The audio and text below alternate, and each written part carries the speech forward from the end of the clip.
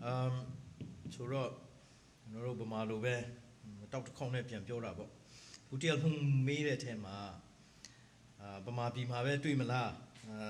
ပြည်ပမှာမတွေ့ဘူးလားဆိုတဲ့ဟာပါလာတယ်လေဒါမျိုးငင်းချမ်းရေးလုပ်တယ်ဆိုတဲ့အချိန်မှာကျွန်တော်တို့ဘက်ကအမြဲတမ်းတိဖို့ကကျွန်တော်တို့များတောင်းလေသူတို့စီကရှိတဲ့ဟာဟိုများတောင်းလေကျွန်တော်တို့လူရမယ့်ဟာကနည်းနည်းရလေဥမာဆိုပါစို့ကျွန်တော်တို့ CNF ကဟိုပါပေါ့ပတ်စံခက်ခဲလဲရှိတယ်ဟိုဒီကိစ္စဟိုကိစ္စအခက်ခဲအများကြီးရှိတယ်ဒီနေ့အထိကျွန်တော်တို့ဒုတိယ2ကြိမ်တိတိတွေ့ပြီအစိုးရစီမှာတပြားမှကျွန်တော်တို့အကူအညီမတောင်းဘူ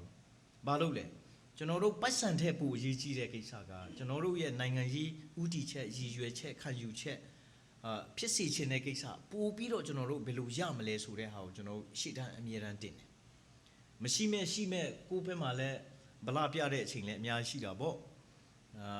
သူတို့ကဟိုမှာတရားဖို့ဟိုအလှူပေးလို့ရှိရင်ကျွန်တော်တို့ဘက်ကလည်းတရားဖို့အလှူပေးတယ်ဥမာဆိုပါစို့ကျွန်တော်တို့ပြူစုဆောင်းတဲ့လူသူတို့က200ပေးလို့ကျွန်တော်တို့လည်း200ပေးဖို့ကြိုးစားတယ်ရှိလို့လားမဟုတ်ဘူးဘာလို့လဲကျွန်တော်တို့မှတစ်ခါလေကြာရင်လှုပ်တင်လှုပ်ထိုက်တဲ့ဟာလှုပ်တဲ့အချိန်မှာဘယ်ဟာအရေးကြီးလဲဆိုတဲ့ဟာအရေးကြီးတယ်ကျွန်တော်တို့လူတွေကပြောတယ်ဘာလို့ခင်ဗျားတို့ဟာခါပဲသွားနေတယ်လဲနေပြီးတော့မသွားတာလဲခင်ဗျားတို့ကြောက်လို့လားရန်ကုန်မသွားရဲလို့လားဘာမှမဆိုင်ဘူးသွားရဲတယ်သွားရဲလို့သွားတာရှင်းပြောရင်ရီကနေဖလမ်လမ်ကိုလမ်းမှာကားစီးရဲတဲ့လူကတော့ကဘာမှာတတိရှိတဲ့ကောင်မရှိဘူးဘူးဒေးနေရဆိုလုံးဝမစီးရဲဘူးကျွန်တော်ကကားထဲမှာထိုင်တယ်ဆူတောင်းတယ်သူကအနောက်မှာကားတွေ့စီးတယ်ဘာလို့ဆိုကားတစ်ခုဖြစ်တာနဲ့သူကတခါတည်းခုန်ချဖို့တလားလုံးသူသွားကျွန်တော်ကြည့်နေဒီကောင်အုံနောက်ကောင်းတယ်ပေါ့အဲ့တော့ကျွန်တော်တို့တတိရှိလို့သွားတယ်သူတို့ကျွန်တော်တို့ကိုဘန်ကောက်မှာတွေ့ချင်လားဝါရှင်တန်မှာတွေ့ချင်လားရတယ်ဒါပေမဲ့တစ်ဖက်မှာသူတို့အတွက်လည်းအခက်ခဲအတားဆီးမဖြစ်စေချင်ဘူးဦးအောင်မင်းဆိုကျွန်တော်ကြည့်တယ်ဇန်နဝါရီလကနေအခုထိဘယ်တော့မှမနာဘူးတစ်ချိန်လုံးခကြီးပဲသွားနေတယ်အခုလည်းမနေ့က KAU ထဲရောက်ပြီးဒီမနေ့သူ့ရဲ့PSO နဲ့စကားပြောတယ်ကျွန်တော်နဲ့ပြောတော့မရောက်သေးဘူးတဲ့အခုဗမော်ရောရောက်ပြီးအခုလမ်းပေါ်မှာတဲ့လမ်းမှာသူတို့ရောက်နေတယ်လုံးဝမနာဘူးအဲ့အချိန်မှာဒီစီလာခဲ့ပါလားသူ့အတွက်အပန်းမကြည့်ဘူးလားကျွန်တော်တို့ထက်လည်းအသက်ကြီးတယ်ကျွန်တော်တို့သွားတယ်ဟာခလူငယ်တွေသွားလို့ရတယ်သူတို့တွေ့တယ်နေပြည်တော်မှာတွေ့ချင်တယ်သွားမယ်ရတယ်ဘယ်နေရာပဲတွေ့ချင်အဓိကရေးကြည့်တာဘယ်နေရာတွေ့တယ်မတွေ့ဘူးဆိုတာထက်ကျွန်တော်တို့လူချင်းတဲ့ဟာကျွန်တော်တို့ဘယ်လိုရနိုင်မလဲဆိုတဲ့ဟာအရေးကြီးတယ်လို့ကျွန်တော်ကတော့ယူဆပါတယ်နောက်ပြီးတော့ပူရိုမိတဲ့ထဲမှာမတူပီရဲ့ထန်တန်ရဲ့တီးတီမြေရုံဖွင့်ဖို့ကိစ္စကိုသူတို့ဘက်ကလည်းကျွန်တော်တို့ကိုဟောပေါ့အမြန်ဆုံးဖွင့်ဖို့ပြောထားတယ်ကျွန်တော်တို့ပြန်လာတာနဲ့ဗဟိုအလုပ်မှုဆောင်ကော်မတီအစည်းအဝေးထိုင်တယ်ဂျွန်လ15ရက်လောက်ကြာရင်ကျွန်တော်တို့ရုံဖွင့်တော့မယ်တီးတီမှာပူဟောက်ကမ်ထူထိုင်မယ်ထန်တန်မှာပူဟင်းပူရာဟင်းတူနေမယ်နောက်ပြီးတော့မတူပီမှာပူထန်းစင်နေမယ်ကျွန်တော်တို့တီးတီမတော့သွားဖို့အချိန်မရှိတော့ကျွန်တော်မသွားဘူးမတူပီမှာလည်းဒီနေမီတွေအင်ယာတွေကအစဒီပူဟုံးငိုင်နဲ့ဘူမှုကြီးစောမင်းဦးနဲ့နောက်ပြီးတော့ကျွန်တော်ဖက်ကပူရွှေခါနဲ့ပူတီနီယန်နဲ့တွားပြီးတော့အကုန်လုံးတွားကြည့်ပြီးပြီသူတို့ဖက်ကလည်းတတ်နိုင်တယ်လို့အကူအညီပေးမယ်ကျွန်တော်ဖက်ကလည်းပြည်သူတွေစီကနေချင်းလင်းကလပ်ကနေတခြားလူတွေစီကနေအကူအညီရယူပြီးတော့ဒီရုံးတွေအမြန်ဆုံးဆောက်ကျွန်တော်တို့ရဲ့စစ်ဆိုင်ရေးတာဝန်ခံတွေနေရာထားအဲဒီကိစ္စကိုကျွန်တော်တို့လုပ်ဖို့ကြံစည်နေတယ်ဟိုတလောတုန်းကဒီမှာရုံးမထားဖို့ဘာဖို့ကိစ္စဆိုတာလဲတဖြည်းဖြည်းနဲ့ကောင်းသွားမှာပါကျွန်တော်တို့အတင်းအာဓမလုပ်တဲ့အချင်းမရှိပါဘူးအစိုးရဘက်ကဘလောက်ပဲဖိအားပေးပြည်သူတွေကသူတို့ဘယ်လိုသဘောထားရှိတယ်ဆန္ဒရှိတယ်ဆိုတဲ့ဟာကိုကျွန်တော်တို့လေးစားပြီးတော့သူတို့နဲ့ဖြည်းလေးနဲ့တွားချင်တယ်ဒီတစ်ခေါက်မှာလဲကျွန်တော်တို့ဖလမ်းမရောက်ခင်မှာလဲဟိုအင်တာနက်ထဲမှာဟိုသတင်းထွက်ကျွန်တော်တို့ဝမ်းမနေပါဘူးဒါမျိုးကဖြစ်တဲ့ဟာတွေဖြစ်တယ်ကျွန်တော်တို့တဖြည်းဖြည်းနဲ့တွားတဲ့ခါကျတော့ဖလမ်းမှာခုနဘူဒီနီယာပြောသလိုကျွန်တော်တို့လူကြီးတွေလာကြိုတယ်ထမင်းကျွေးတယ်ကျွန်တော်တို့စကားပြောတယ်အဲ့ခါကျမှကျွန်တော်တို့နားလေတယ်အဲ့ဒီမတိုင်ခင်တော့ကျွန်တော်တို့စိတ်ထဲမှာလဲဟုတ်နိုးနဲ့ဒါတကယ်များတစ်ခုများဖြစ်မလားဟိုဟာများဖြစ်မလားကြောက်ခဲနဲ့ပေါက်ခတ်မလားကျဲဦးနဲ့ပေါက်ခတ်မလားဆိုတဲ့ဟာတွေလဲစဉ်းစားเสียရှိတယ်ဒါပေမဲ့တကယ်တမ်းတွားတဲ့ခါကျတော့ကျွန်တော်တို့အားလုံးကဖက်ဒရယ်လူချင်းနဲ့ကိုပိုင်ပြတ်ထန်းခွင့်လူချင်းနဲ့နောက်ပြီးတော့ဒီမိုကရေစီထွန်းကားလူချင်းနဲ့လူတွေအားလုံးဖြစ်ပါတယ်နောက်ပြီးတော့ပူရိုမေးတဲ့ထဲမှာဖက်ဒရယ်ကိစ္စဒီကိစ္စကိုကျွန်တော်တို့ဟာခါမှာလဲဖြစ်ထန်လောင်မှာဖြစ်မတူပီဖြစ်ရေဇွာဖြစ်ဖလမ်းမှာဖြစ်ကျွန်တော်တို့တွေ့တဲ့နေရာတိုင်းမှာ လူတွေကမေးကြတယ်မေးတယ်မေးခွန်းပုံစံတစ်ခုရှိတယ်ဗမာတွေက Federal ပေးရင်ချင်းလို့ပြောရင်တော့ Kolpol နဲ့ Federal အကံပက်ကကျွန်းဒါမှမဟုတ်ရင် Kolpol နဲ့ Full State အကံပက်ကကျွန်းကျွန်တော်တို့အမြဲတမ်းပြန်ပြောတယ်ဗမာတွေစီမှာ Federal မရှိဘူးအမေရိကစီမှာလည်းမရှိဘူးတရုတ်စီမှာလည်းမရှိဘူး Federal ဆိုတာကျွန်တော်တို့ချင်းတွေလိုချင်တဲ့ Federal ချင်းတွေကပဲတည်ဆောက်ရမှာအမေရိကတွေအခုကျင့်သုံးနေတဲ့ Federal ကိုသူတို့အင်္ဂလန်စီကမဝယ်ဘူးလွန်ခဲ့တဲ့နှစ်ပေါင်း235အကျော်မှာသူတို့တွားပြီးတော့ French တို့ဒီကဘာမှာဖွံ့ဖြိုးတိုးတက်တဲ့နိုင်ငံတွေနိုင်ငံကြီးအရတိုးတက်နိုင်ငံတွေမှာတွားပြီးတော့စာသင်ပြီးတော့လေ့လာပြီးတော့ကျွန်တော်တို့အတွက်အကောင်းဆုံး Federal စနစ်ကိုဒီနိုင်ငံရေးစနစ်ကိုတည်ဆောက်ရအောင်ဆိုပြီးတော့အခြေခံဥပဒေကြီးတယ်အဲ့ဒီအတိုင်းတွားပြီးတော့ဒီလိုဒီတိုင်းပြည်ကိုထူထောင်တာဖြစ်တယ်ကျွန်တော်အခုအမေရိကန်စီမှာခင်ဗျားတို့ Federal ကိုရောင်းမှာကျွန်တော်ဝယ်ရှင်တယ်ပြောလို့သူတို့ရောင်းเสียမရှိဘူးသူတို့ Federal ကျွန်တော်တို့နဲ့ကြိုက်ရှင်မှာကြိုက်မယ်အဲ့တော့ Federal ဆိုတဲ့ဟာမျိုးတွေကိုကျွန်တော်တို့ပြောတဲ့အချိန်မှာဘသူစီမှာတွားပြီးတော့ကြည့်ပြီးတော့ဟိုလူစီကပေးမှရမယ့်ဟာဆိုတဲ့စိတ်ဓာတ်ကိုကျွန်တော်တို့ကဖျောက်ဖို့လိုတယ်ဒုတိယအနေနဲ့ပြည်နယ်ကိစ္စဟိုကိစ္စဘာကိစ္စကျွန်တော်တို့အကုန်လုံးလိုက်လို့ရမှာကျွန်တော်တို့စိတ်ထဲမှာဘာရှိလဲဆိုတော့ဟိုအုပ်ဆိုးတဲ့သူအဆိုးရကိုကြည့်ပြီးတော့အကုန်လုံးတောင်းချင်တဲ့အကျင့်အဲ့ဒီအကျင့်ကရှိနေတယ်ပေးချင်တဲ့အကျင့်ကမရှိဘူးကျွန်တော်တို့ထန်တလန်မှာပြည်သူနဲ့တွေ့တဲ့အခါကျတော့ကျွန်တော်မေးတယ်ဒီမှာဘသူဟိုပါပေါ့ဝင်ငွေခွန်ပေးတဲ့လူအခန်းထဲမှာလူကထောင်နဲ့ချီပြီးရှိတယ်ဝင်ငွေခွန်ပေးတယ်နှစ်တိုင်းပေးတယ်ဆိုလို့လက်ထောင်ပါဆိုတော့လူတယောက်ပဲထောင်တယ်ဟာကျန်တဲ့လူတွေအားလုံးကဝင်ငွေခွန်မပေးဘဲနဲ့ငွေကိုအလကားရချင်တဲ့လူတွေဖြစ်နေတယ်ဒီလိုဟာမျိုးနဲ့ကျွန်တော်တို့အခု CNFG မှန်းချက်3ခုကိုကျွန်တော်တို့ဘယ်နည်းနဲ့မှအကောင့်ထဲပေါ်နိုင်မှာမဟုတ်ကိုလို့ကိုရ Federal ဆိုတာဝယ်လို့မရဘူးကိုကတိဆောက်ရမှာသူများစောက်ပြီးသားကားကိုဂျပန်တွေလုတ်ပြီးသားတိုတာကိုဝယ်ပြီးတော့ပတ်စံရှိလို့လမ်းပေါ်မှာကြိုက်တယ်လို့မောင်းတဲ့ဟာမျိုးမဟုတ်ဘူးဒီမိုကရေစီဆိုတာလည်းဒါပဲဒီမိုကရေစီခင်ဗျားတို့ကျွန်တော်တို့ဘယ်မှာသွားဝယ်မလဲဘယ်ဈေးကွက်မှာပဲသွားကြည့်ဒီမိုကရေစီရောင်းပါတယ်ဆိုတဲ့ဈေးကွက်ခင်ဗျားတို့တွေ့မှာမဟုတ်ကိုပိုင်ပြတ်ထန်းခွင့်ကိုဟာကိုတီဆောက်ယူရမှာအခုလောလောဆယ်ကိုဟာကိုမဆောက်နိုင်တဲ့ဟာကိုမလုံနိုင်တဲ့ဟာကိုအစီကိုမရရအောင်ယူရမယ်ဒီစိတ်ဓာတ်နဲ့ကျွန်တော်တို့တော်လှန်ရေးလုပ်ရမယ်နိုင်ငံရေးလုပ်ရမယ်ဒီစိတ်ဓာတ်နဲ့ပဲကျွန်တော်တို့ရှေ့သွားမယ်အတူတကွလုပ်မယ်ဒါမှပဲကျွန်တော်တို့ရည်ရွယ်ချက်ကအောင်မြင်မယ်အဲ့တော့ပထမတွေ့တဲ့ကိစ္စကျွန်တော်တို့ဘယ်နေရာမှာဆိုတွေ့လို့ရတယ်ဒါပေမဲ့ဘယ်နေရာတွေ့တယ်ဆိုတဲ့ဟာထက်ဘာအချက်ဆွေးနွေးတယ်လဲဆိုတဲ့ဟာကပိုအရေးကြီးတယ်ဒုတိယမတူပြီးထန်တန်တီတင်ကျွန်တော်တို့ဒီဂျွန်လ15ရက်ကြာရင်ကျွန်တော်တို့ဆက်ဆံရေးကိုယ်စားလှယ်တွေသူတို့ခီးသွားတော့မယ်သွားမယ်တေချာတော့မတူပြီးနဲ့ထန်တန်ကတော့သူတို့သွားမယ်တီးတင်ကိစ္စကျွန်တော်တို့နည်းနည်းဟိုဖက်ဒီဖက်ညှိနှိုင်းနေတဲ့ကာလဖြစ်တယ်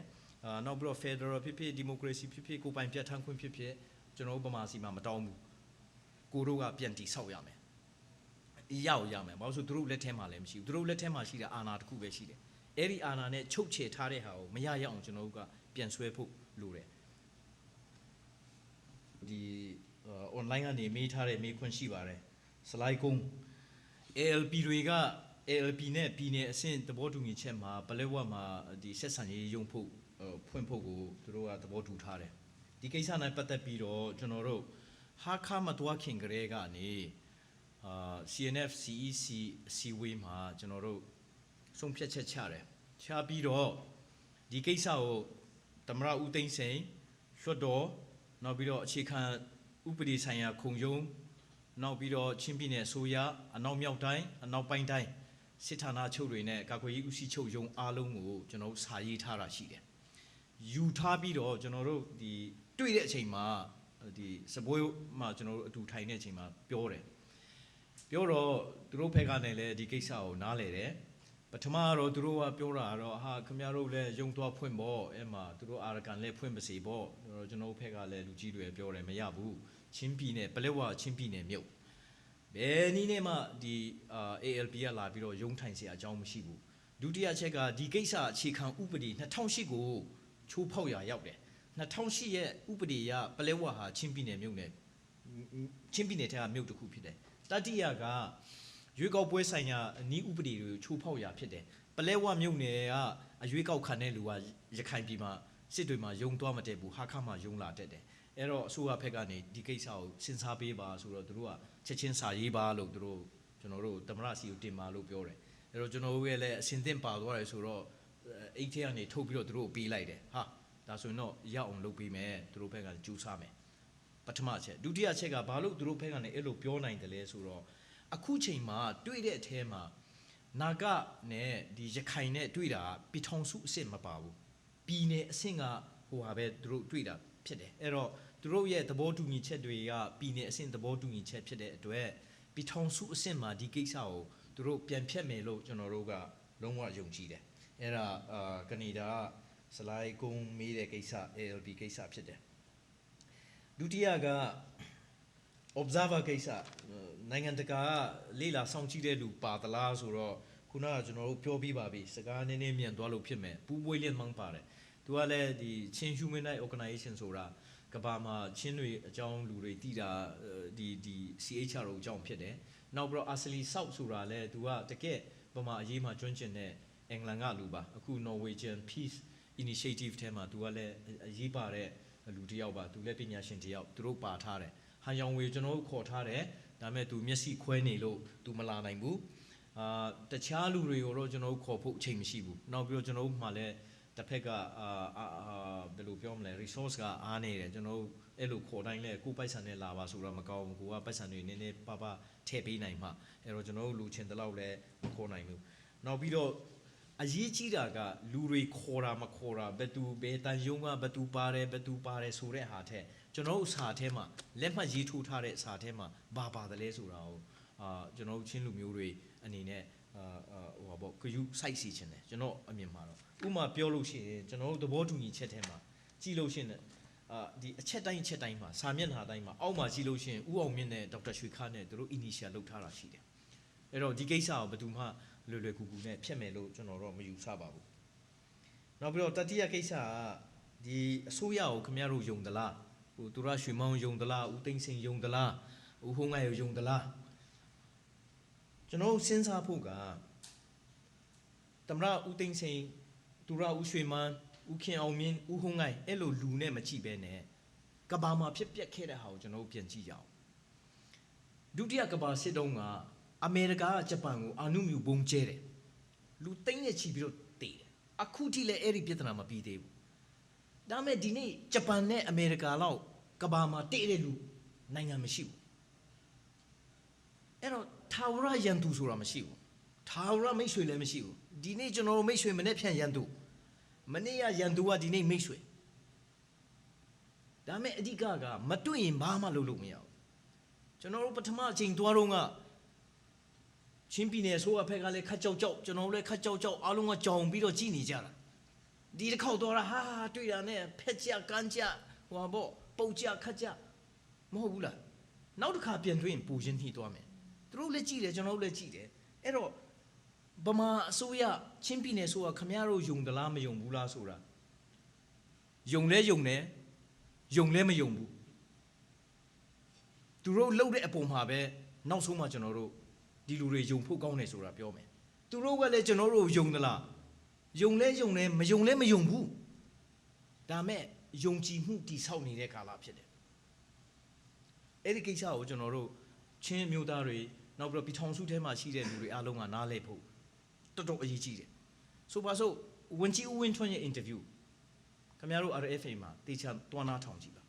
ဒါလောက်ပွင့်လင်းပြီးတော့လိညာဟိုပါဘယ်လိုပြောမလဲအနှောင်ဖွဲ့လွတ်လပ်နဲ့ပြောသွားတဲ့ interview ကျွန်တော်မတွေ့ဘူးမနေ့ကဦးအောင်မင်းဝန်ကြီးဦးအောင်မင်းသူ့ရဲ့ interview တေချာသွားကြည့်တတုံးကိုရှင်းလေးပဲရှင်းတဲ့ဟာကိုကျွန်တော်တို့ကတခါလေကျရင်ချုပ်အောင်လုပ်တတ်တယ်အဲ့ဒါမလုပ်ဖို့အရေးကြီးတယ်ဆိုပါစို့ပူတင်းနေကပြောမလို့ तू မပြောလို့ကျွန်တော်ပြောမယ်ပူဟုံးငိုင်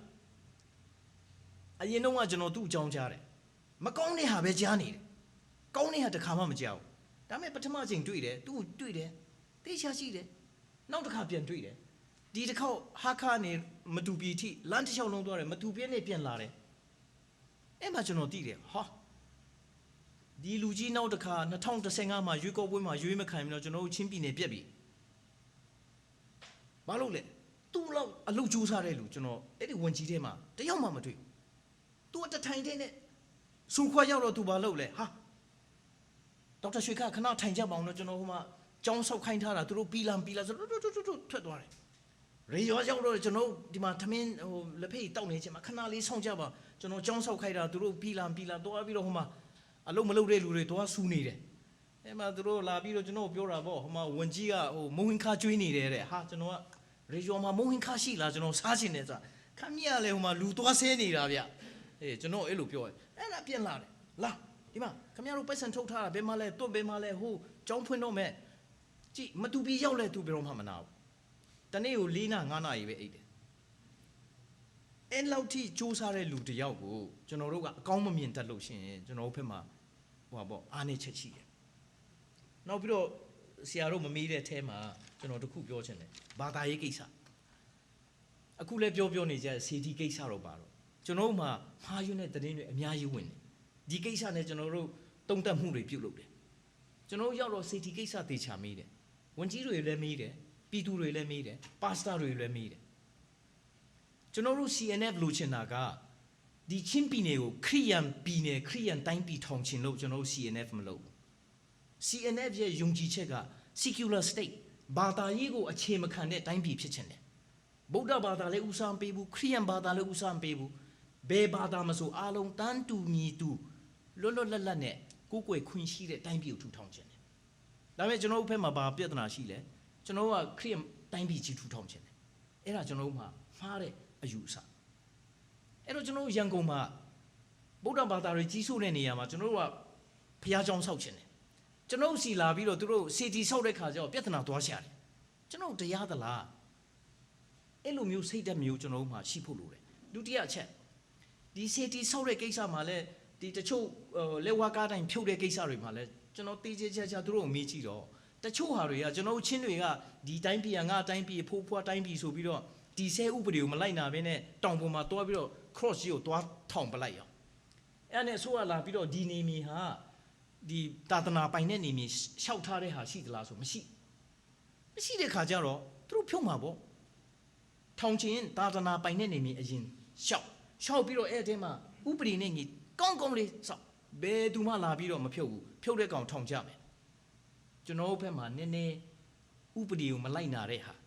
တရားဥပဒေစိုးမိုးရေးကိုကျွန်တော်တို့ပြောနေတယ်အမှန်ဆိုကျွန်တော်တို့ကတရားဥပဒေမလိုက်နာထန်းလောင်မှာပြည်သူနဲ့တွေ့တော့သူတို့ကပြောတယ်ဒီမော်တော်ဆိုင်ကယ်ဗာလဲဥထုံမဆောင်မဲနဲ့အရက်မူးပြီးတော့မောက်လို့ကားတိုက်မှောက်တဲ့လူတွေကများလွန်းနေတဲ့အဲ့တော့ပူရွန်ထောင်သူ့အကူကတယောက်တည်းပဲဆိုမနိုင်ဘူးတဲ့ကျွန်တော်တို့ကိုဒီအရင်တုန်းကမဆာလာခိလို့ဥပဒေဟိုတရားရှင်မဲ့အဖွဲ့10ယောက်လောက်ဖွဲ့နိုင်အောင်ခင်ဗျားတို့ပြည်နယ်အစိုးရဖြစ်ပြည်ထောင်စုအစိုးရဖြစ်တောင်းပေးပါလားလို့လာပြောတယ်ကျွန်တော်သူတို့အပြည့်ပဲပြန်ပြောတယ်10ယောက်နဲ့မရဘူးခင်ဗျားတို့ဟိုတရားသူကြီး150လုပ်ပေးမယ်ဒါပေမဲ့ဒီပြဿနာရှိနေဦးမှာပဲ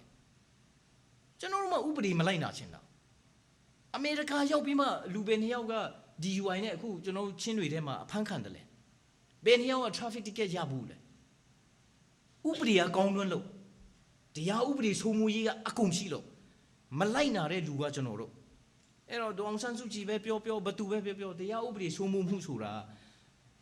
ဥပဒေကိုလူကမလိုက်နာလို့ရှိရင်ဘယ်တော့မှအဲ့ဒီဥပဒေကဘာမှမဟုတ်ဘူးအဓိကလူကလိုက်နာဖို့အရေးကြီးတယ်အဲ့ဒါတရားဥပဒေစိုးမိုးရေးကိစ္စနဲ့ကျေးဇူးတင်ပါတယ်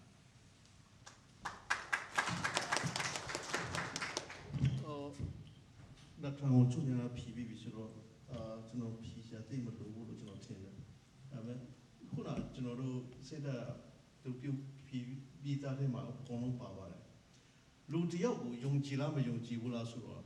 他们东西钱只要轻松东西钱好不着嘛，不老提用几的，洋红比用几的，他们你股人道嘛别老提用几的，都老用几的说的那样嘛，累不死的，是的。သူတို့ကလူမျိုးချအခုချိန်တည်းသူတို့နဲ့ကျွန်တော်တို့ကရန်သူပဲဖြစ်တယ်ဒါပေမဲ့စီယုံကြီးတိဆောက်ဖို့ယုံကြည်မှုတိဆောက်ဖို့ကျွန်တော်တို့လုပ်နေလို့ပဲဖြစ်တယ်ဒါပေမဲ့ကျွန်တော်တို့အဲ့ဒီအခွင့်ကြားထဲမှာအဲ့ဒီချိန်ထဲမှာကျွန်တော်တို့နဲ့သူတို့ရှင်တော့ကျွန်တော်တို့လိုချင်တာဘယ်လောက်ထိယူနိုင်မလဲအဲ့ဒါမှပုံမှာမူတည်မယ်။ကျွန်တော်တို့ ခုနကထောင်ကျုံးနေပြောတယ်လို့သူတို့ကတော်တော်လေးယူယူသားသားနဲ့ချင်းပြည်တွေကိုလုံကျွေးပြုတ်ချင်တယ်ဘုံကြီးရုံမ